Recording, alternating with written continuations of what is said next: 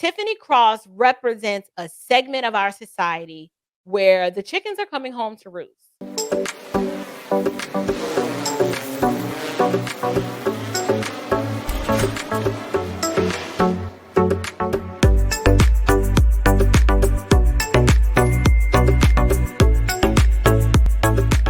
If you don't know who Tiffany Cross is, she was the host of The Cross Connection, which was a Saturday morning show on MSNBC, right?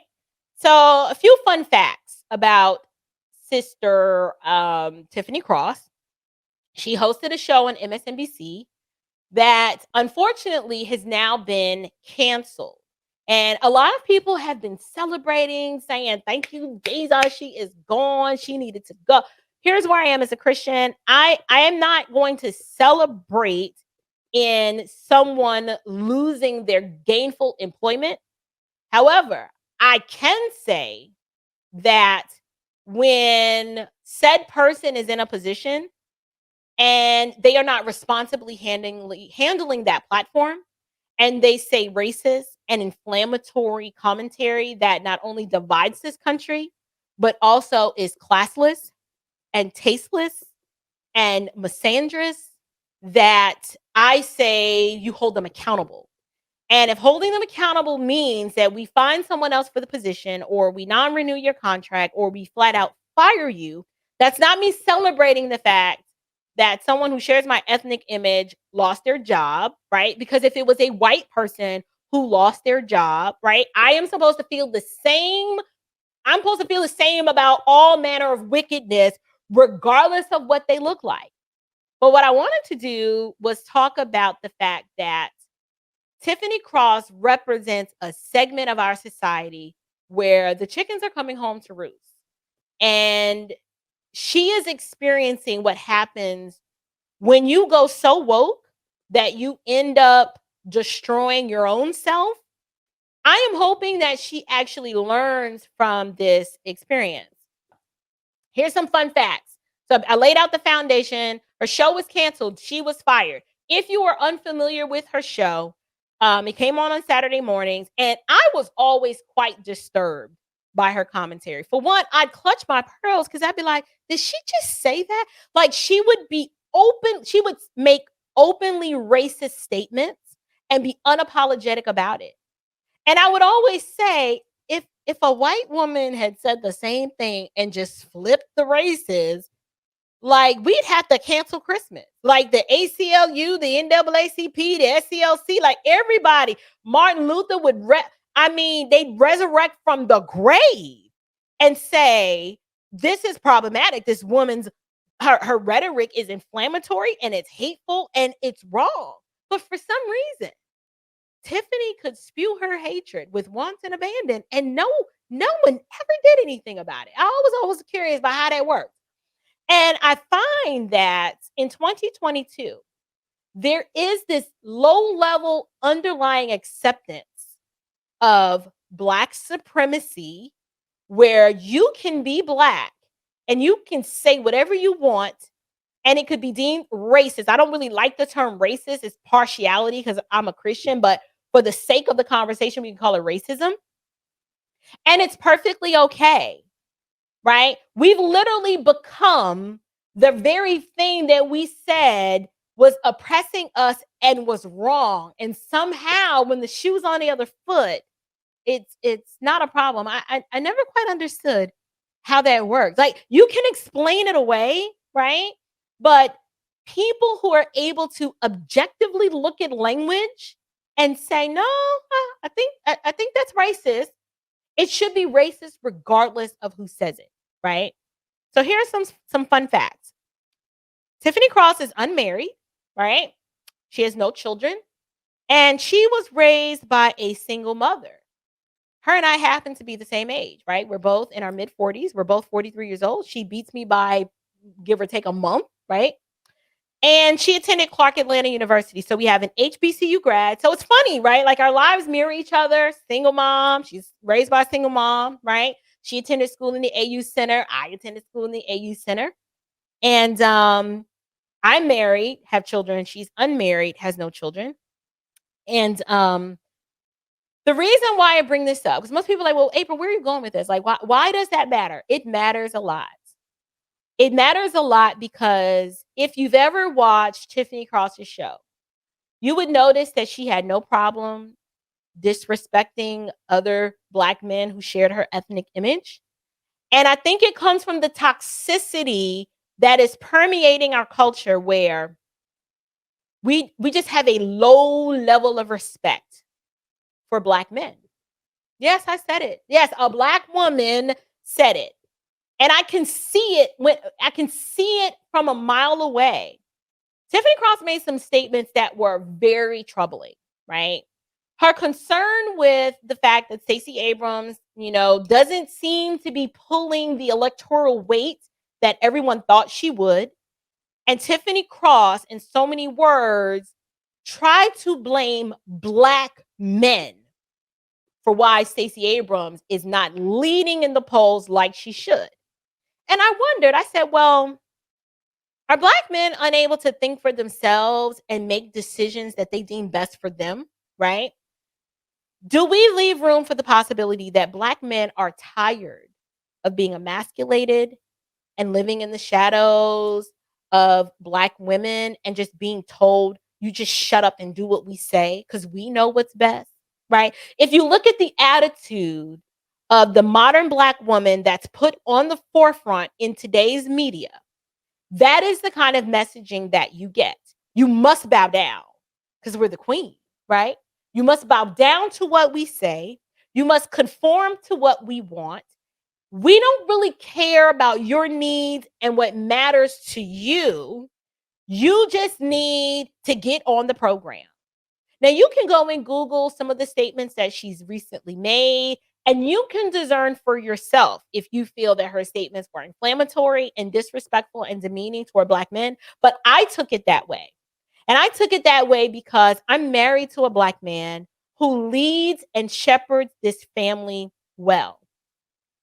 And I vote the way that I vote because if I did not have that Black man in my life who was able to discern the times that we are in and say, for our family, this would be a bad move because it doesn't promote our progeny. It's not going to allow our generations after us to flourish, right? Or this is going to be bad for business, or this is going to be bad because we have a lot of fatherlessness in our community as Black people. Black men are finally saying, you know what? We're not going to live in your shadow anymore. I know a lot of Black men who are saying, I am tired, right? I'm tired. She accused Black men of listening to Kevin Samuels and Tariq Nasheed. And, there might be some truth to that because people who listen to this show know that I had a very healthy respect, even though I disagreed with a lot of what Kevin Samuels would say. I had a healthy respect for him as a YouTube content creator and just as a Black man in general, right? I did not agree with everything he said because I was a Christian, but Kevin Samuels said the quiet part out loud, and he exposed and pulled back the covers on so much of what is wrong in Black America today. And he dared to say it out loud, and Black women lost their minds. How dare you say the things that you were saying, Kevin Samuels? This man is not even in the land of the living anymore. And he is still triggering Black women, still triggering them. So much so that they are impugning the Black men who are actually alive, who actually listened to what Kevin Samuels had to say and was like, you know what? I don't think the matriarchy's been good for our community. Our young Black boys, we see what heavy matriarchy does to the community because our Black boys are just, they're not faring well, right? We laid down a little too much for y'all, and we don't want to do that anymore, right? Stacey Abrams was messed up because her messaging was trash. She alienated who should be the leaders in our community, right? She alienated them. She tried to convince us, Black women, that having a family is too expensive, so you need to kill your babies rather than find a black man to raise them with. Yes, I said it. That's all she can talk about. She has contributed nothing in terms of saying, here's what I want to do, not for just all of the community, right? All Americans, all of Georgians, right? She provided no viable solutions that resonated with black men. She did not listen to them. And when she tried to listen to them, she listened to them a little bit too late. The policies are not good. You talk to any black man that has minor children, and he actually despises the government school system. And if he had his way, he does not want to keep his children there. He just doesn't. But yet she's against school choice. There are black women, single mamas who are like, these schools are trash. I need options for my children. And it doesn't include this government school, right? Believe it or not, Tiffany Cross and Stacy Abrams, there are some of us that want to be married. We actually don't want to prioritize our careers to the detriment of cooperating with another black man and having some black babies. We actually want to flourish and we want to see our numbers go up. We don't want to be beyond the rate of replacement anymore. So Tiffany Cross's show being canceled, while it is sad that she is losing a high-paying job, these are the consequences of what wokeness gets you. Wokeness makes you stupid. Wokeness keeps you blinded to observable reality and causes you to race bait and see racism where none exists. That's what wokeness does. And for her to think that she could be on a network, a liberal network, when the liberals say enough is enough and you tweeting too much, you know it's bad. When they pull the plug and say, this is bad for business, because advertisers don't constantly want to be told that everything is racist. Because if everything is racist, nothing is racist. Plenty of corporations are recognizing that wokeness causes you to go broke and impacts the bottom line, and not in a good way. Right? Just lawlessness. We have plenty of woke corporations that are now rethinking the wokeness because they're like, you know what? This ain't turning out how we thought it would.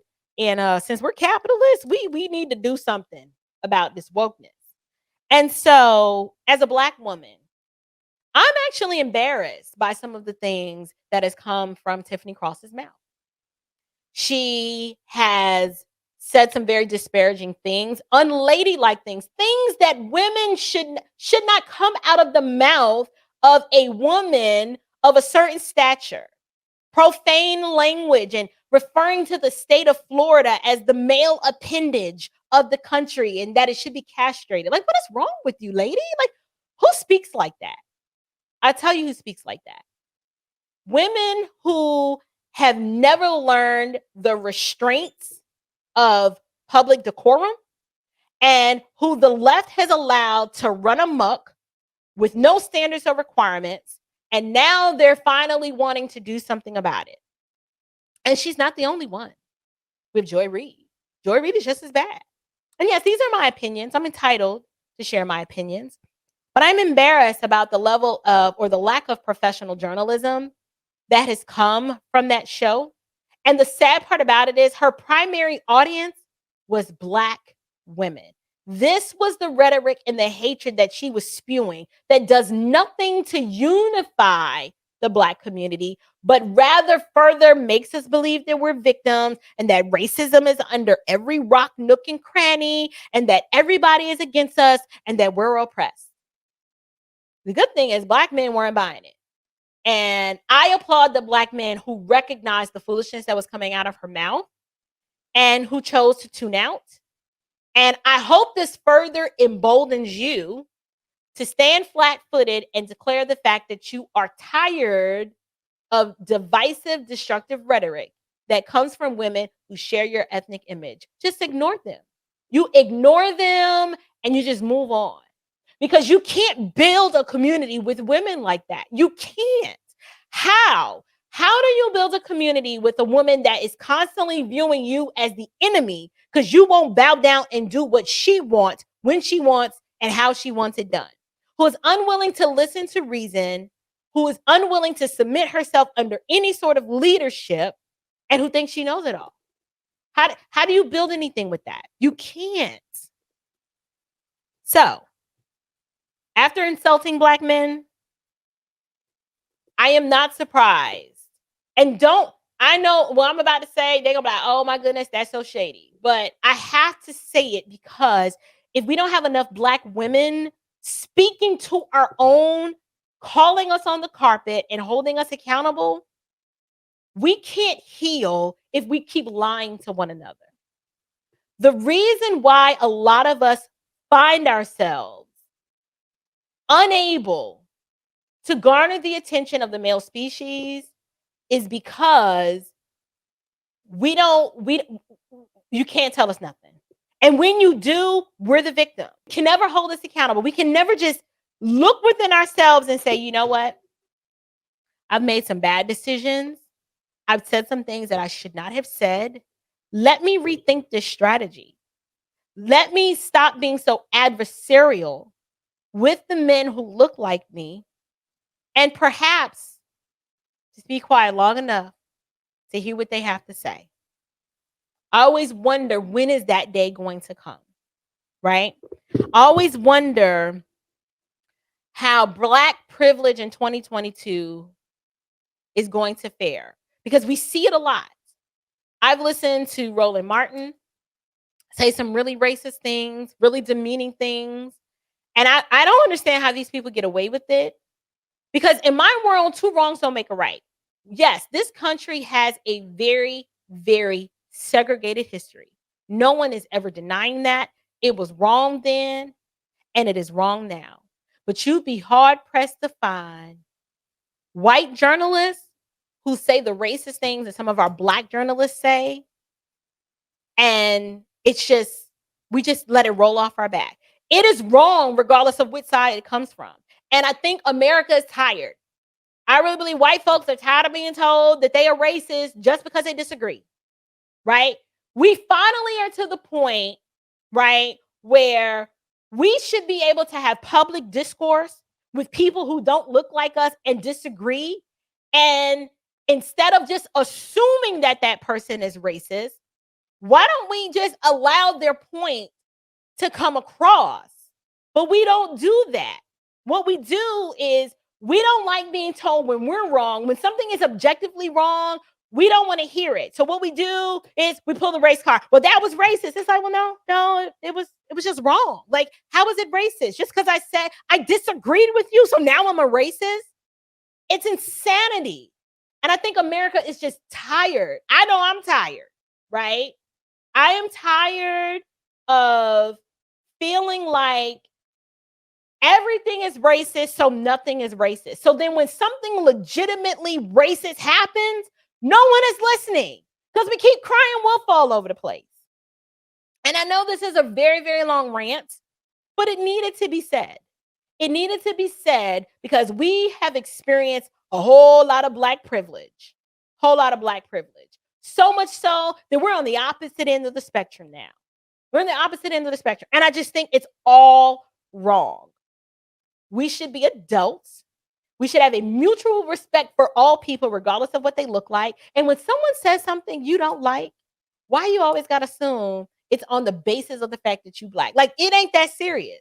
I like to call that ethnic narcissism, where you are just so absorbed in your Blackness that anytime someone says something that they just vehemently disagree with you on principle, your first knee-jerk reaction is, that's racist. That's crazy. Let's grow up. Let's be able to engage in public discourse. Let's check our hearts and not always so quick to cry racism all the time. Because yes, there are legitimate racists out here who just don't like you just because the mere fact that you don't look like them. That's not going away, right? We live in a fallen world, and until Jesus comes back and makes all things right, you're going to have people like that. But on the inverse, you have people in this world who don't like you, who look like you too.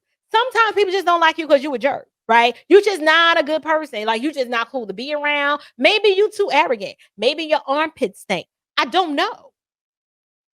But I think America is tired of the race baiting. And when the liberal leftist mainstream arm of the DNC decides to do something about it, that's when you know things are bad. So I don't claim to speak for all black men, but I think they're tired of you telling them to shut up and get in line. So maybe Roland Martin will give her a job. What y'all think? I don't know. Maybe not. Anyway.